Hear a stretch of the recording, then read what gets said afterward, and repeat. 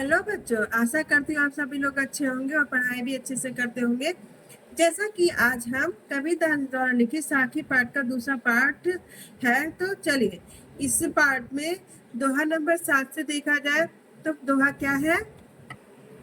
कबीरा चित्त चमकिया चौदिसी लागी लाई, हरि सुमिरन हाथ गड़ा बेगे लेहु बुझाई। तो इसमें क्या कहा गया? संत कबीरदास जी कहते हैं कि उनके हृदय में ज्ञान की ज्योति फैल गई है, जिसके कारण उन्हें चारों दिशाओं में विषय वासना रूपी आग लगी हुई दिखाई देती है। और फिर दूसरी लाइन में क्या कह रहे हैं? हरि सुमिरन हाथ गड़ा बेगे लेहु बुझाए। और हमारे हाथ में ईश्वर स्मरण रूपी घड़ा है, जिससे शीघ्र ही इस विषय वासना रूपी अग्नि को बुझा लेना चाहिए। तो चलिए इसकी अच्छे से व्याख्या देखा जाए। संत कबीरदास जी कहते हैं कि उनके हृदय में ज्ञान की ज्योति फैल गई है, जिसके कारण उन्हें संसार में चारों ओर विषय वासना की आग लगी हुई दिखाई दे रही है। अब हमारे पास ईश्वर का स्मरण रूपी घड़ा है, जिससे शीघ्र ही इन विषय वासनाओं रूपी अग्नि को बुझा लेना चाहिए। भाव यह है कि सांसारिक जाल से मुक्ति का एकमात्र उपाय ईश्वर का स्मरण है। ईश्वर स्मरण के द्वारा ही दैहिक, दैविक तथा भौतिक दुखों से मुक्ति पाई जा सकती है। दोहा नंबर 8 क्या है? आखड़िया झाय पड़ी पंथ निहारी निहारी, जी बढ़िया छाला पढ़िया राम पुकारी पुकारी। तो इसमें संत कबीरदास जी कह रहे हैं कि परमात्मा रूपी प्रियतम की बाट या राह निहारते निहारते मेरी आंखों में झाई पड़ गई है, और उस प्रभु का नाम लेते लेते मेरे जीव में छाले पड़ गए, फिर भी मुझे ईश्वर के दर्शन नहीं हुए। तो चलिए इसकी व्याख्या देखा जाए कि कबीरदास जी कहते हैं कि परमात्मा रूपी प्रियतम की राह देखते देखते मेरी आंखें इतनी थक गई हैं कि अब उनके सामने अंधेरा छाने लगा है, और उनका नाम पुकारते पुकारते जीव में छाले पड़ गए हैं। मेरी व्याकुलता दिन प्रतिदिन बढ़ती जा रही है, और अभी तक परमात्मा ने मुझे दर्शन नहीं दिए हैं। मैं निरंतर उनके नाम को पुकार रहा हूँ, परंतु उन्होंने मुझ पर अभी तक कृपा नहीं की है। झूठे सुख को सुख कहे मानत है मनमोद, जगत चबे न काल का कछु मुख में कछु गोद। तो इस दोहे में संत कबीरदास जी कहते हैं कि जीवन रूपी संसार क्षणभंगुर है, नाशवान है, लेकिन फिर भी मनुष्य भौतिक सुख साधनों के उपयोग को ही सच्चा सुख मानता है। और यह जगत जबैना काल का, और यह पूरा संसार काल रूपी यानी मृत्यु का चबैना है, जो उस मृत्यु रूपी मुख के, काल रूपी मुख के कुछ अंदर है और कुछ बाहर। तो चलिए इसकी व्याख्या अच्छे से देखा जाए।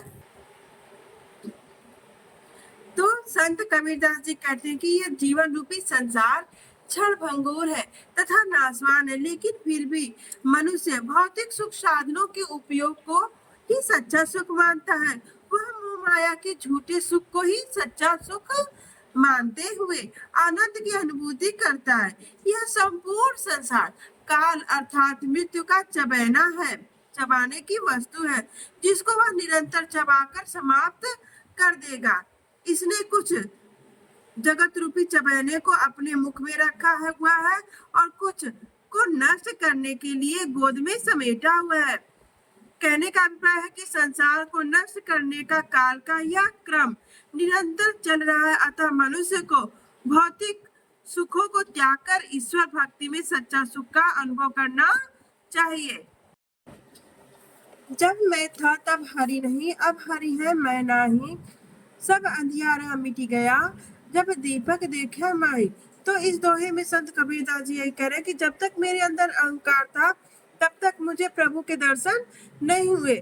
जैसे ही मेरे अंदर की अज्ञानता रूपी अंधकार मिट गया, वैसे ही मेरे हृदय में ज्ञान रूपी दीपक का प्रकाश फैल गया, और मुझे ईश्वर के दर्शन हो गए। तो यही सब बातें इस व्याख्या में कही गई है। तो चलिए व्याख्या देखा जाए। संत कबीरदास जी कहते हैं, जब मैं अपने अहंकार में डूबा हुआ था, तब प्रभु को नहीं देख पा रहा था, लेकिन जब ज्ञान रूपी प्रकाश मेरे अंतर मन में प्रकाशित हुआ, तब अज्ञानता का अंधकार स्वतः ही मिट गया और ईश्वर के साक्षात दर्शन हो गए। ज्ञान रूपी दीपक के प्रकाश ने अंधकार रूपी अज्ञानता को मिटा दिया है तथा अहंकार को दूर हटाकर मेरे हृदय में ज्ञान का आलोक भर दिया है। अतः परमात्मा से मिलने के लिए यह आवश्यक है कि हम अंधकार रूपी अज्ञान एवं अहंकार को नष्ट कर दें।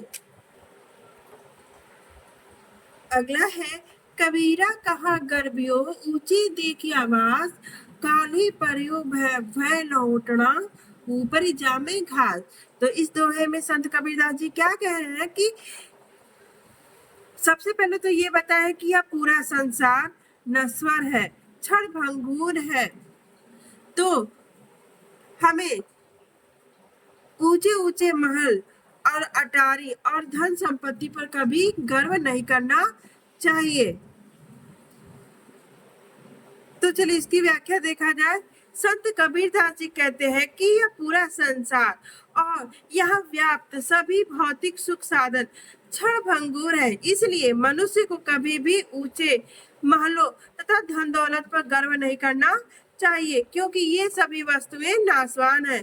अतः कुछ ही दिनों में ये धरती पर गिरकर नष्ट हो जाएंगी और इन पर घास उग आएंगी। यह ऐसा संसार है जैसा सैंबल फूल, दिन दस के व्यवहार को झूठे रंग न भूल। तो इस दोहे में संत कबीरदास जी ने संसार की नश्वरता और क्षणभंगुरता के बारे में ही बताया है, और इसमें सेवन का फूल के इस संसार को सेवन के फूल के समान बताया है। सेवन का फूल लाल रंग का होता है जो सबको आकर्षित करता है, लेकिन वह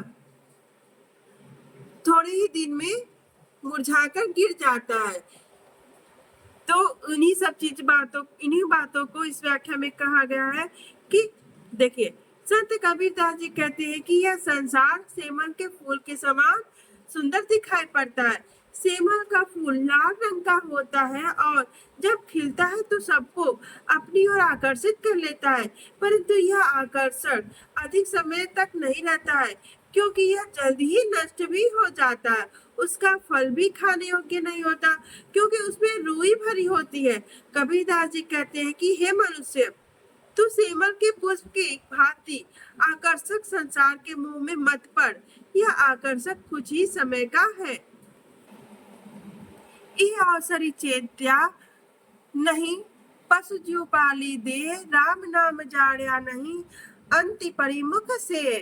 तो इस दोहे में संत कबीरदास जी कहा है कि मनुष्य का जन्म बहुमूल्य है, अनमोल है, इसे व्यर्थ नहीं गंवाना चाहिए। यदि तुमने पशुओं की भांति भौतिक सुख साधनों को जुटाने में लग गए और ईश्वर की भक्ति भजन नहीं किए, तो अंत समय में तुम्हारे मुख में केवल राख ही पड़ेगी। तो इन्हीं सब बातों की व्याख्या चलिए देखा जाए। संत कबीरदास जी कहते हैं कि मानव जीवन अमूल्य है, अर्थात अत्यंत कठिनाई से मिलता है। इस जीवन की प्राप्ति मनुष्य के लिए एक अवसर के समान है। अतः मनुष्य को इस जीवन का महत्व समझना चाहिए तथा अपना मन प्रभु स्मरण में लगाना चाहिए। यदि हम अज्ञानी बनी रहे तो पशु की भांति भौतिक आवश्यकताओं की पूर्ति में लगे रहेंगे और अंत में प्रभु भक्ति के बिना मनुष्य के मुंह में धूल ही पड़ेगी, अर्थात उसे सब धिक्कारेंगे। अतः परमात्मा का स्मरण ही मनुष्य का प्रथम कर्तव्य है और इसी से वह मोक्ष की प्राप्ति कर सकता है। यह तन काचा कुंभ है, लिया फिरे था साथी, ढबका लागी फूट गया, कछु न आया हाथी। तो इस दोहे में संत कबीरदास जी ने जैसे संसार को नश्वर और क्षणभंगुर बताया है और मनुष्य के शरीर को भी नाशवान बताया है। जो यह शरीर कच्चे घड़े के समान है, हम इसे हमेशा संभाल कर और इसे सजा धजा कर रखते हैं, लेकिन यह कच्चा घड़ा जैसे कच्चे घड़े को कभी भी झटका लगता और चकनाचूर हो जाता है और कुछ भी हाथ नहीं आता है, उसी तरह यह हमारा मनुष्य शरीर भी कभी भी नष्ट हो सकता है। इन्हीं सब बातों की व्याख्या इसमें किया गया है।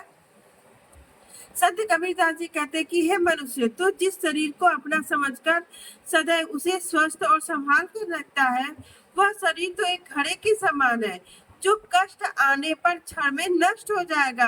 अर्थात जिस प्रकार मिट्टी का कच्चा घड़ा जरा सी ठोकर लगते ही टूट जाता है, उसी प्रकार तुम्हारा यह शरीर भी क्षण भर में नष्ट हो जाएगा। इसलिए अपने शरीर का मोह त्याग कर ईश्वर का ध्यान करो।